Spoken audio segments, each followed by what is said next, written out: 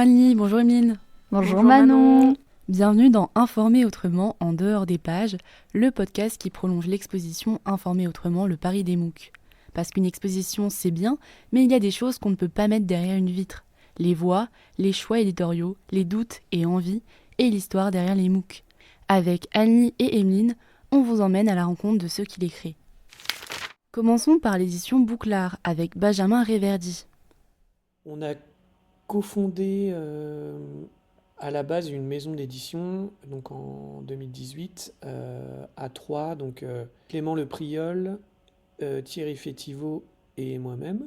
On avait créé un collectif sous forme associative qui réfléchissait un peu aux formes du livre, donc les couvertures, les objets livres, les revues et tout ça, qui a créé un certain nombre d'événements sur Nantes en 2015-2016.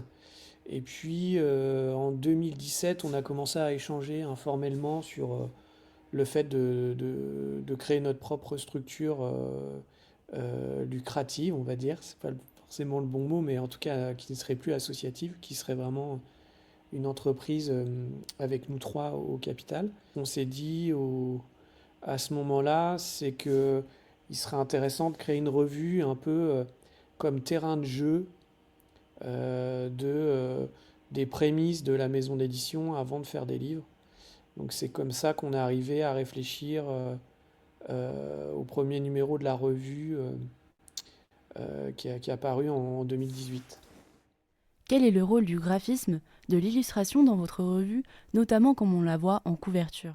On est allé chercher un peu dans les choses qu'on aimait bien, donc avec un regard très anglo-saxon. On est assez friand d'un certain nombre de revues américaines ou de magazines, je pense au New Yorker, de Belieber, qui est une revue un peu de création, un peu décalée, qui a un temps été reprise et diffusée en France par les éditions Incultes. Et ce qui revenait assez souvent voilà, ce qu'on appréciait, c'était que les couvertures étaient illustrées, notamment dans le New Yorker. D'ailleurs, le numéro 3 de la revue, le personnage qu'on voit sur la couverture est clairement inspiré du personnage un peu totem du New Yorker. Et voilà, on s'est dit qu'on allait faire une couverture illustrée qui permettrait de faire une approche un peu de revue littéraire, un peu plus décontractée de ce à quoi on pouvait être confronté, puisque encore aujourd'hui, les revues littéraires sont assez froides. Si on prend un peu les classiques, la revue de la NRF, même Livre Hebdo, qui sont des revues spécialisées, c'est vraiment pas notre came graphiquement, donc ça a un peu fixé ce qu'on voulait sur les couvertures avec ces illustrations. Nous, ce qui nous intéresse depuis le départ, et c'était vraiment le départ de la revue, aussi de ce point de vue-là, c'était de mélanger le fond et la forme. En fait, pour nous, le fond et la forme sont quasiment au même niveau. On défend les textes et on défend dans la revue voilà, de décortiquer et d'aborder un peu la littérature sous des regards et des prismes un peu différents. Mais pour nous, la forme aussi va permettre de révéler le fond. Il y a un style, quoi, il y a une patte, Bouclard. Et c'est aussi l'association qui fait ça entre nous trois. Donc Clément, lui, est assistant d'édition, il travaille dans l'édition pour plein de maisons. Donc c'est vraiment celui qui s'occupe de réfléchir pas mal avec moi sur les formes, sur le choix des textes, sur l'aspect éditorial. C'est lui qui fait les mises en page, qui est très carré dans la mise en page.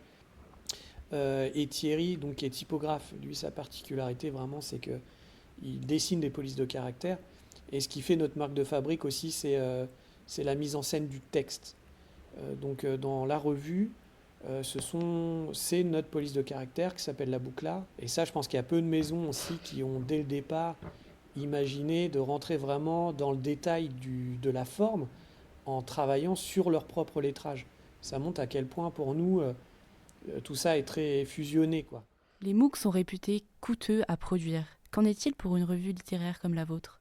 Évidemment. On va dire qu'on est sur un marché un peu de niche. La revue n'est pas le truc qui se vend le plus facilement, notamment en librairie. Même si nous, au tout départ, on a commencé en vendant en ligne, en salon et en autodiffusion distribution. Puis à partir de 2021, on a pu avoir un diffuseur distributeur qui a permis d'ouvrir. Je pense qu'au départ, on était autour de 70 points de vente. Aujourd'hui, on doit être à 300-400, voire peut-être un peu plus. Et puis aussi la possibilité de commander en librairie et de se faire livrer. Euh, Donc ça, effectivement, ça permet d'équilibrer un peu plus la revue sur le long terme. Après, on va dire qu'une revue qui est vendue 10 euros nous coûte à peu près pas loin de 5 000 euros, sans compter notre rémunération. C'est-à-dire que, en gros, l'économie d'une revue, c'est à peu près, en termes de contenu, c'est-à-dire rémunération des auteurs, autrices qui font les longs articles, plus des cartes blanches, on est autour de 2 000 euros, c'est-à-dire des petits formats qui sont entre chaque article long, plus l'achat parfois d'iconographie, plus la correction. Donc on va dire autour de 2 000 euros sur le contenu, autour de 500 euros sur la correction, autour de 1 500 euros d'impression, plus les frais annexes, on est autour de 5 000 euros. C'est pas rentable du tout. On a quasiment eu pour chaque numéro des subventions, soit de la région Pays de la Loire, soit du CNL. Ce qui a permis en fait d'équilibrer la parution de la revue et de pouvoir générer un peu de bénéfices. Quel rôle joue aujourd'hui un éditeur comme vous dans la survie de ces objets? Je pense on fait partie des structures qui permettent que ça existe, que ça continue à exister, que ça soit une richesse aussi éditoriale, et qui ça fait partie d'un processus éditorial. Donc je pense que quelque part, c'est aussi une façon, à un moment donné, de participer à la vitalité du MOOC voilà, comme vraiment une première étape éditoriale, chercher des formes, réfléchir à d'autres façons de les faire. Donc je pense que pour nous, c'est une étape, on va dire. Donc je dirais pas qu'on participe pas, enfin j'aurais pas cette prétention de dire qu'on participe à la vitalité des MOOC. Avec la multiplication des contenus en ligne, comment un MOOC peut-il rester attractif aujourd'hui? Nous, on fait des livres, on fait des objets, quoi. On fait vraiment des objets et on s'inquiète pas trop du côté digital. Moi, je viens d'un secteur, je travaillais dans la musique pendant longtemps. Puis depuis quelques années, on revient à l'objet tangible. Je pense au vinyle, par exemple, pour des raisons familiales. Via ma fille qui a 14 ans, je m'intéresse un peu à la K-pop. Et vous pouvez regarder aujourd'hui ce qui se produit en termes de K-pop, en termes d'objets matériels, notamment les disques. À l'intérieur, voilà, ça fait presque un MOOC. Il y a des magazines, et puis le disque, c'est un élément en plus, quoi. Et moi, j'ai cette vision globale où je pense que le digital, le numérique, ça existe, mais on a besoin d'objets physiques. Il y a encore des gens qui vont en librairie, fort heureusement. On s'est beaucoup moins digitalisé qu'ont pu le faire les États-Unis, où très vite le livre numérique a pris une part de marché conséquente, je pense autour de 20%.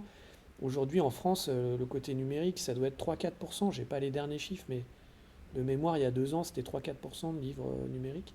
Où voyez-vous Bouclard dans 5 ans? Avez-vous des projets d'avenir? Le futur de Bouclard, c'est vraiment être juste dans ce qu'on publie, juste dans le fond et dans la forme, de se donner du temps. Euh, alors, pourquoi on peut se le permettre aujourd'hui? C'est qu'en fait, nous, en parallèle de la maison d'édition, on a une agence qui s'appelle Yokna. Donc on fait des livres pour des cabinets d'architectes, pour d'autres maisons d'édition, et on va jusqu'à l'aspect promotion. Moi, je prends en charge la promotion en librairie et auprès de la presse pour un certain nombre de maisons d'édition. Je fais des sites internet pour des maisons d'édition avec de la vente en ligne.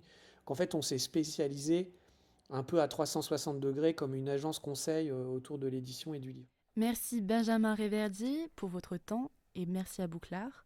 Et maintenant, Emeline va nous parler de l'éléphant, un MOOC axé sur la culture et la mémoire, accompagné de Guénaëlle Le Solleux, sa cofondatrice. Alors pour commencer, est-ce que le MOOC incarne une forme de slow journalism? Est-ce que c'est un indispensable aujourd'hui? Clairement, ils sont apparus, je dirais, il y a une quinzaine d'années en France. Je pense que c'est 21 qui était le premier à apparaître, justement à un moment où le numérique commençait à prendre pas mal de place, notamment dans l'information et dans l'information en temps réel, et où Alors je dis avant parce que les choses ont quand même changé, où maintenant les gens commencent à s'habituer à payer pour avoir de l'information, mais à un moment où l'information était totalement gratuite, où on avait à peu près la même information partout, c'était une information immédiate, et où les gens avaient l'impression de lire un peu la même chose partout et sans aller vraiment au fond des choses. Et donc il y a eu un besoin, c'est une réaction, enfin il y a toujours un effet de balancier, d'avoir besoin de s'informer autrement, de prendre le temps de lire, de ne pas lire forcément la même chose que ce qu'il y avait ailleurs, d'explorer aussi peut-être de nouveaux champs. Et voilà, et en prenant le temps, à la fois le temps de la lecture, c'est-à-dire faire une pause dans une vie où tout va très vite, et puis le temps d'aller au fond des choses, de remonter à la source de certains phénomènes, d'avoir plus d'explications, d'avoir plus d'intervenants autour d'un sujet. Donc voilà, c'est apparu comme ça il y a déjà un moment, et après ça s'est développé. Enfin, les MOOC correspondent à des besoins assez particuliers de lecteurs très différents, puisque vous avez des MOOC sur des sujets très différents, et donc on peut considérer qu'effectivement aujourd'hui, ils s'adressent à un public qui a besoin ou envie de prendre le temps, d'aller un peu plus au fond des choses sur des sujets qui les intéressent. Et c'est pas une alternative, disons que c'est un complément à ce qui est aujourd'hui l'accès en ligne facile et rapide à toute l'information. Quel est le public de l'éléphant? Êtes-vous surprise des lecteurs et lectrices qui vous suivent? Quand on a lancé l'éléphant, donc il va avoir 13 ans en janvier, on s'était dit, bon, le sujet culture générale, plus le sujet mémoire, puisque ça s'appelle l'éléphant, parce que l'idée c'est de travailler sur la mémoire, pour la mémoire d'éléphant. On se disait, oh là là, ça va être que des vieux qui vont nous lire, en gros que les gens que ces sujets intéressent. Donc quand je dis que des vieux, on se disait les plus de 50, 55 ans. Et en fait, on s'est rendu compte assez rapidement, et on était assez étonnés de voir que c'était des sujets qui intéressait aussi beaucoup les jeunes. D'abord parce qu'on est lu dans des lycées, enfin pas mal de CDI sont abonnés parce qu'on a des sujets qui sont des sujets, je sais pas, en littérature ou en histoire qui sont des sujets du bac. Idem pour les étudiants qui peuvent trouver dans nos contenus des choses qui les intéressent, soit par rapport aux études qu'ils suivent, soit par rapport à des projets, je sais pas, de concours ou d'exposés qui les intéressent. Ensuite, on s'est rendu compte qu'on avait un gros paquet de lecteurs chez les jeunes travailleurs, je dirais, c'est-à-dire les gens qui commencent, je dirais les 25-35, qui commencent dans la vie professionnelle et puis qui se disent tiens, je reviendrai bien à des choses que j'ai pu apprendre mais que j'ai complètement oubliées, je reviendrai bien sur des sujets qui ont pu me plaire. Et puis bien sûr, on a des gens qui ont pour le coup plus de temps pour lire, qui peuvent être les retraités. Donc en fait, on n'a pas un lecteur type, à la différence de beaucoup de magazines où de manière générale le marketing cherche une cible très particulière en termes d'âge, en termes de hommes-femmes, en termes de géographie. Alors nous, on est un peu l'anti-marketing puisque nos lecteurs, en blaguant, on dit de 17 à 97 ans, c'est-à-dire à partir du lycée, on va dire, surtout à partir de la première où il y a le bac français en ligne de mire, et puis jusqu'à des gens très âgés. Et ce qui fait que, je le dis, ça a l'air une plaisanterie, mais il nous est arrivé d'avoir des gens qui nous disaient que dans une même famille, il y avait 3 générations qui lisaient l'éléphant. Donc ils avaient 2 abonnements, ils se partageaient. Donc il y avait les jeunes qui étaient au lycée ou faisaient leurs études, leurs parents qui avaient, je sais pas, une cinquantaine, 40 ou 50 ans, et puis les grands-parents. Le MOOC reste un objet coûteux à produire. Quelle est votre stratégie modèle économique? Et justement, est-ce que ce modèle est à la fois une force et une faiblesse? Il est très simple, c'est qu'on vit grâce à nos lecteurs. Donc nos frais sont couverts par les achats. On n'a pas de pub, ou quasiment pas de pub. On a parfois 1 page ou 2 pages de pub. Donc clairement, et puis on ne les vend pas extrêmement cher. Donc c'est clairement pas la pub qui nous fait vivre. On est une petite maison d'édition, donc on n'a pas un gros actionnaire derrière qui nous met de l'argent si on en a besoin. On est vraiment une maison indépendante, on est de la presse indépendante. Et donc on vit des achats au numéro et des abonnements payés par les lecteurs. Et pour terminer, comment voyez-vous l'évolution de l'éléphant dans les prochaines années, notamment avec la multiplication des contenus en ligne? Comment un MOOC peut rester attractif à l'ère du numérique?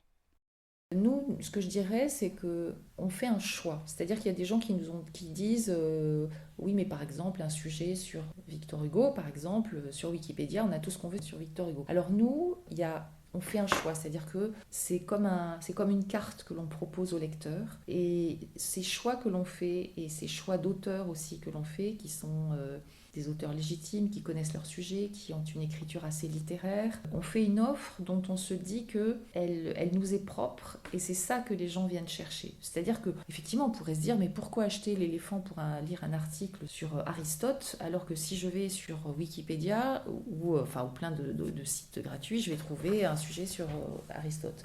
Je pense que voilà, ça fait 13 ans qu'on existe. Les gens nous achètent précisément parce qu'il y a quelque chose qui est différent de ce qu'ils trouvent ailleurs. Et c'est vraiment ça, cette singularité, cette particularité qui est propre à chaque MOOC. C'est ça que les gens viennent chercher et c'est ça que les gens sont prêts à payer. C'est-à-dire une offre définie qui leur est proposée. C'est un choix qu'on fait pour eux, qu'on met en scène. Nous, en plus, on a des jeux, on a tout un appareil de texte aussi avec nos puces, nos jeux, ce qu'on appelle la page complément à la fin pour retenir, c'est-à-dire des résumés, etc. Donc on a tout un appareil, pas critique, mais disons d'apprentissage, je dirais, ou en tout cas de mémorisation, qui fait que les lecteurs vont trouver chez nous ce qu'ils ne trouvent pas ailleurs. Alors après, est-ce que c'est quelque chose qui va durer longtemps ? Je croise les doigts et je l'espère, mais on ne peut jamais prévoir ce que sera l'avenir. Donc nous, on s'est beaucoup développé à la faveur du confinement. On avait fait une offre purement numérique. Là, on est en train de changer pour avoir une liseuse beaucoup mieux que celle que l'on avait avant. Donc voilà, on essaie de se développer beaucoup sur le numérique, sur nos contenus propres, voilà, pour avoir un support différent. Et puis, on interroge aussi nos lecteurs de temps en temps pour savoir ce qu'ils aiment, ce qui les intéresse, pour pas passer à côté de quelque chose, quoi. Mais c'est toujours un pari. Et puis, les lecteurs évoluent, l'environnement évolue. Donc, il faut essayer à la fois de s'adapter, mais sans perdre son âme. Donc, on ne bouleversera pas ce qu'est l'éléphant aujourd'hui. On fait parfois des petits aménagements. Et puis, voilà, on espère qu'on continuera de trouver nos lecteurs. Merci Emeline et merci à Guénaëlle Le Solleux, cofondatrice de l'éléphant, pour son temps et ses réponses. Place à la revue Profane avec Annie. La revue Profane est une revue qui donne la parole à celles et ceux qui questionnent le quotidien et inventent d'autres récits. Place maintenant à l'interview de Karine Soyeux, rédactrice en chef, pour en savoir un peu plus sur la revue Profane. Alors Profane, c'est une revue qui s'intéresse à la figure de l'amateur. C'est une notion qui est souvent assez mal considérée, déconsidérée, et on a voulu revenir à la racine de ce qu'est l'amateur, c'est-à-dire celui qui aime. Et on estimait que c'était un bon ancrage pour commencer une revue, c'est-à-dire s'intéresser aux gens qui ont des affections, des passions, des désirs, des volontés en termes de création ou en termes de collection, parce qu'on s'intéresse et aux artistes amateurs et aux collectionneurs qui, eux, vont amasser l'objet de leur affection. Et donc on a un peu ces deux polarités à l'intérieur de la revue. Donc voilà, on s'intéressait aux artistes autodidactes et aux collectionneurs de bizarreries, de choses ordinaires, un peu incongrues, et qui pour nous font preuve aussi d'une certaine humanité. Qu'est-ce qui, selon vous, rend Profane différent des autres revues MOOCs ? En fait, on n'est pas axé sur une discipline. Alors, certes, on se présente souvent comme une revue d'art amateur, mais on n'est pas là pour faire un focus sur une discipline artistique, mais plutôt pour être comme un objet de curiosité qui va aller un peu s'intéresser à plein de pratiques différentes, individuelles ou collectives, et essayer de les mettre en lumière. Ce sont des pratiques qui sont souvent très peu visibles. Ce sont des gens qui ont comme ça une pratique un peu personnelle, rarement montrée. Et nous, on se dit qu'il y a un intérêt à lui donner plus de visibilité pour aussi donner un autre regard sur le monde contemporain et le monde de l'art et le monde un peu de ce qu'est avoir un plaisir qu'on va mener à bien, qu'on va développer et qui est loin des scènes visibles et des vitrines qu'on a l'habitude de voir. Comment choisissez-vous les artistes, auteurs et photographes que vous publiez ? Alors en fait, il y a deux choses, c'est-à-dire que nous, on va vers des gens qui sont peu visibles, comme je vous l'ai dit. C'est-à-dire que Profane fonctionne beaucoup sur le bouche à oreille. Quelqu'un va nous dire, tiens, je connais, j'ai un cousin dans telle région de France qui travaille le bois de telle manière dans son garage.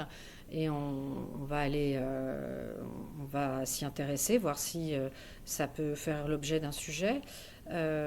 Ou alors un collectionneur d'objets du quotidien, de costumes de cirque par exemple. Pareil, toutes ces choses un peu faites de manière euh, qui sont des objets un peu d'affection, on va aller les voir. Donc ça, c'est pas, on fonctionne avec aucun attaché de presse ou aucun service de presse ou agence de presse. C'est nous qui allons à la rencontre des gens. Et à côté de ça, on travaille aussi avec des artistes et des photographes à qui on va demander de mettre en lumière, c'est-à-dire de faire le sujet visuellement autour de ces gens inconnus. Voilà, donc on met des professionnels au service des amateurs. Profane est indépendant. Qu'est-ce que cela implique au quotidien? Liberté ou fragilité? Un peu les deux, vous le dites bien. C'est une grande liberté parce que c'est nous qui décidons de tout ce qui va être présenté dans la revue. Il n'y a aucun autre désir que celui-là et aucun autre veto puisqu'on est associé à aucun groupe de presse en fait. Hein. Mais le corollaire, c'est qu'il y a certes une fragilité budgétaire, financière. Voilà, on est toujours un peu à la recherche de partenaires. Et ça, c'est la complexité d'un projet comme celui-là, quoi. Mais bon, on se dit que là, on fêtera le 21e numéro et que c'est déjà en soi 10 ans de travail éditorial et de sortie. Donc, on est quand même assez heureux déjà d'avoir tenu sur un terme aussi long. Ce qui n'est pas le cas de tous les magazines ou revues qui, au bout de 3-4 numéros, souvent, ou peut-être un peu plus, s'épuisent parce que voilà, il faut tenir dans une économie qui est très précaire. Quel est aujourd'hui votre plus grand défi? De continuer à la faire vivre et surtout de la faire vivre aussi hors du papier. C'est-à-dire que nous, ce qu'on recherche de plus en plus, c'est de créer une espèce d'amicale profane, de réseau, d'ouvrir, de faire. On fait des expositions, on fait des événements. On essaye justement de montrer que c'est certes une revue papier, mais qu'elle peut aussi se déployer dans l'espace. Ça nous permet aussi d'attirer de nouveaux regards, nouveaux collaborateurs, nouveaux mécènes aussi. Enfin voilà, ça c'est notre plus grand défi, c'est de la faire vivre. Votre rythme de publication, lent, donc 2 numéros par an, est-il un choix artistique ou une contrainte économique? Profane, c'est né le désir de personnes qui ont par ailleurs aussi des activités. C'est-à-dire qu'on fait un objet qui concerne les amateurs, mais on le fait presque aussi en qualité d'amateur. Même si moi, je viens du journalisme culturel, aujourd'hui, je suis attachée à aucune autre rédaction que celle de Profane, et j'en suis très heureuse. Mais à côté de ça, les cofondateurs de la revue, qui sont aussi directeurs de publication, ont une autre activité professionnelle. Donc 6 mois, c'est le temps qu'il nous faut pour faire un numéro à côté de nos activités respectives. Donc c'est une forme de contrainte, mais c'est aussi une énorme respiration dans nos vies professionnelles. Voilà. Et parce que aussi on est une très petite structure, on n'aurait pas ni le temps ni les épaules pour porter une revue de ce type sur une régularité sur un temps plus court, quoi. Vous voyez, on ne pourrait pas être un trimestriel ou un mensuel. Ce serait déjà en soi professionnaliser la revue, en fait. Quels sont aujourd'hui les plus grands obstacles économiques pour faire vivre la revue? Obstacle, il faut trouver des sous, quoi. Enfin, c'est toujours le même objectif. Et nous, on a quelques mécènes, mais c'est à chaque fois remis sur l'ouvrage à chaque numéro. Il faut les convaincre. Et on ne dépend pas de subventions, d'autres possibilités de financement pour des raisons qui sont de logique de cases, j'ai envie de dire. On ne rentre pas dans des cases qui définies, en fait. Donc on se heurte à des problématiques c'est ça, d'étiquetage en fait. On est un objet un peu hybride qui, si on a par exemple une pub qui vient d'une grande maison de luxe, on ne peut pas bénéficier de subventions par ailleurs. Mais sans cette aide, on ne pourrait pas faire la revue. Donc c'est un peu le serpent qui se mord la queue en fait. Enfin, pensez-vous que les MOOCs peuvent encore grandir économiquement ou resteront-ils des objets de niche ? C'est un peu le problème, de toutes les... C'est valable pour toutes les disciplines. Il y aura toujours une forme de cinéma, d'art d'essai, et puis des blockbusters. Je veux dire, c'est la logique de projet qui veut ça. Voilà, on sera toujours dans cette dynamique-là, je pense, en fait. Et que les revues vivent, par ailleurs, à côté de grands groupes de presse, ce sera un peu toujours la même, je pense, la même ambivalence ou la même... voilà, on ne peut pas être tous grands, on ne peut pas être tous petits, c'est des équilibres à trouver. Qu'est-ce qui, selon vous, rend Profane différent des autres revues MOOCs ? D'être un objet un peu à part, de s'être éloigné du champ de l'actualité, de fonctionner différemment, de montrer des créations, des productions qui ne sont pas montrées ailleurs. C'est-à-dire que voilà, c'est d'être comme un objet de curiosité en fait. D'offrir au regard ce qu'on ne voit pas dans d'autres magazines qui relatent tous une même actualité. Voilà, c'est de faire un petit pas de côté et proposer d'autres formats, quoi. Vous pensez que le papier d'auteur peut encore durer dans un monde numérique ? Oui, je pense que les outils ne se remplacent pas. Peut-être qu'ils vivent ensemble, ils s'apportent d'autres choses, mais ça fait tellement longtemps qu'on dit que le papier, la presse papier va disparaître. À la fois, elle est pas en très bonne santé, certes, mais elle est aussi un autre rapport au monde, un autre rapport au temps, un autre rapport... voilà, c'est quelque chose qu'on a chez soi, qu'on peut feuilleter quand on en a envie. C'est pas une injonction à être sur un écran. Voilà, c'est autre chose. Et je pense que pour moi, ça continuera à perdurer, quoi. Même si ça peut coexister avec des développements numériques par ailleurs. Enfin, pensez-vous que les MOOCs peuvent encore grandir économiquement ou resteront-ils des objets de niche ? C'est un peu ce que je vous disais, c'est-à-dire sortir du papier pour aller dans des espaces, que ce soit des espaces d'exposition ou pas, aller vers les gens. On aimerait développer des ateliers profanes pour montrer aussi toute la dynamique, la vigueur d'un art qui n'est pas muséal, par exemple. Voilà, ça peut prendre plein de formes. On a plein d'envies de ce type, en fait. Mais bon, tout ça, encore, il faut du temps, il faut des moyens. Donc, pour le moment, on a réussi à développer plus la partie profane expose, mais d'autres parties peut-être plus...